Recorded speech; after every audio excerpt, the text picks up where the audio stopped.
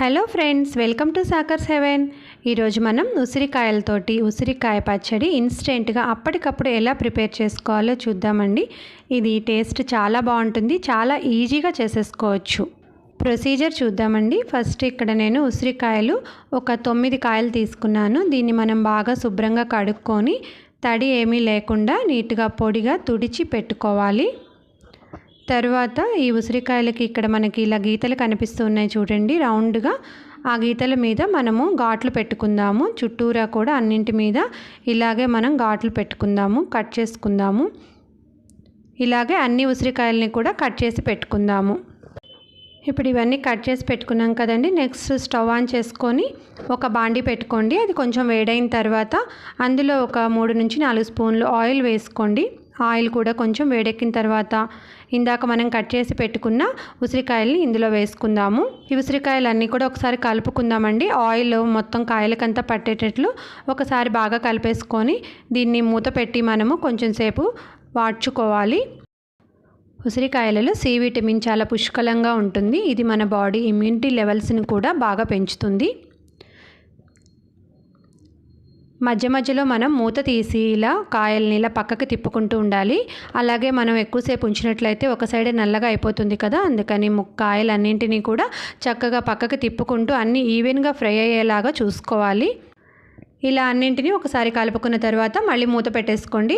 ఒక 5 మినిట్స్ తర్వాత మళ్ళీ మనం మూత తీసుకొని కాయలన్నీ కూడా ఒకసారి ఇలా పక్కకి తిప్పుకోవాలి.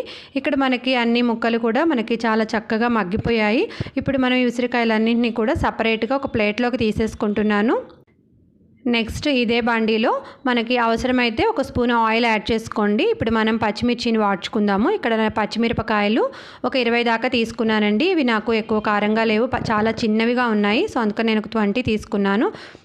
మీరు పచ్చిమిరపకాయలు కారాన్ని బట్టి చూసి తీసుకోవాలండి. కొన్ని కాయలు కారం అనేవి చాలా ఎక్కువగా ఉంటాయి, కొంచెం తీసుకున్నా కూడా ఎక్కువ కారంగా ఉంటాయి. కొన్ని కారం తక్కువగా ఉంటాయి. అలా ఉన్నప్పుడు మనం కాయల్ని చూసి తీసుకోవాలి. ఉసిరికాయ పచ్చడి కొంచెం కారంగా ఉండేలాగే చేసుకుంటేనే బాగుంటుందండి. ఎందుకంటే ఒక రోజు తర్వాత మనకి ఇది కారం తగ్గుతుంది. సో అందుకని కొంచెం కారంగానే చేసుకుంటే బాగుంటుంది. ఇక్కడ మనకి పచ్చిమిర్చి అన్నింటినీ కూడా చక్కగా వాట్ చేసుకోవాలి. ఇక్కడ ఈ పచ్చిమిర్చి అన్నీ కూడా చక్కగా ఫ్రై అయిపోయాయి. ఇప్పుడు వీటిని మనం సపరేట్గా ఒక బౌల్లోకి తీసేసుకుంటున్నాను.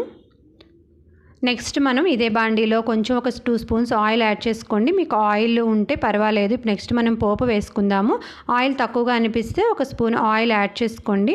ఇప్పుడు ఇందులో మినపగుండ్లు 1 స్పూను, ఒక ఎండుమిరపకాయ తీసుకుంటున్నాను. తర్వాత ధనియాలు 1 స్పూను,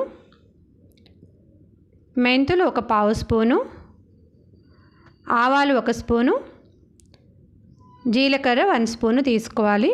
ఇప్పుడు మనం ఈ పోపు మొత్తాన్ని కూడా వేయించుకుందాము. ఇది మొత్తం కూడా చక్కగా మనకి వేగడానికి ఒక 2 మినిట్స్ టైం పడుతుంది కదండి. ఇప్పుడు మనకి ఈ పోపు అంతా కూడా వేగిపోయిన తర్వాత ఇందులో మనం ఇంగువ యాడ్ చేసుకోవాలి. ఇంగువ ఒక 1/2 స్పూన్ ఇంగువ ఇందులో యాడ్ చేసుకోండి. ఒకసారి మనకి ఆయిల్లో మొత్తం కలుపుకోండి. నెక్స్ట్ ఇందులో పసుపు యాడ్ చేసుకుందాము. ఒక 1/2 స్పూను పసుపు యాడ్ చేసుకోండి. చింతపండు మనం ఒక చిన్న ఉసిరికాయ సైజ్ అంత చింతపండు తీసుకోవాలి. చింతపండుని ఇలా గట్టిగా ఒత్తినట్లయితే అది సైజు ఉసిరికాయ సైజ్ అంత ఉండాలి.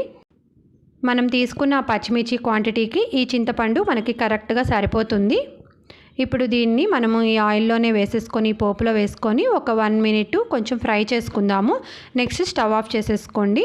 తర్వాత మనకి ఈలోపు ఈ ఉసిరికాయలు చల్లారిపోయి ఉంటాయి. ఇప్పుడు ఇందులో నుంచి మనము ఈ గింజల్ని సపరేట్ చేసుకోవాలి.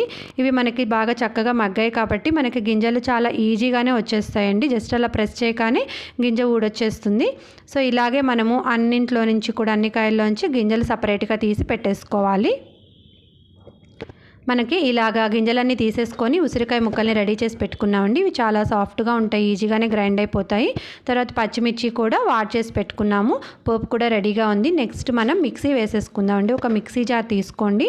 ఇవి అన్నీ కలిపి కాకుండా ఫస్ట్ మనము పోపును వేసుకుందాము. ఇది మెత్తగా అయిన తర్వాత మిగతా ఐటమ్స్ అన్నీ ఒక్కొక్కటి యాడ్ చేసుకుందాము.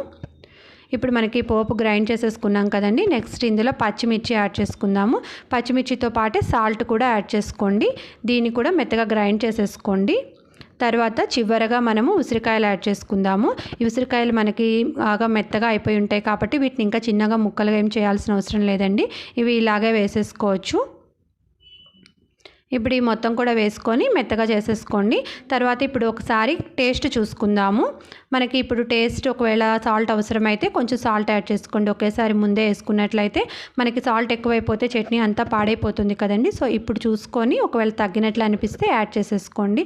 నెక్స్ట్ మనం పోపు పెట్టుకుందాము. స్టవ్ ఆన్ చేసుకొని ఒక పోపు గరిటె పెట్టుకొని ఒక 2 స్పూన్స్ ఆయిల్ యాడ్ చేసుకోండి. ఆయిల్ వేడెక్కిన తర్వాత ఎండుమిరపకాయ ఒకటి తీసుకొని ఇలా చిన్న ముక్కలుగా కట్ చేసేసుకోండి.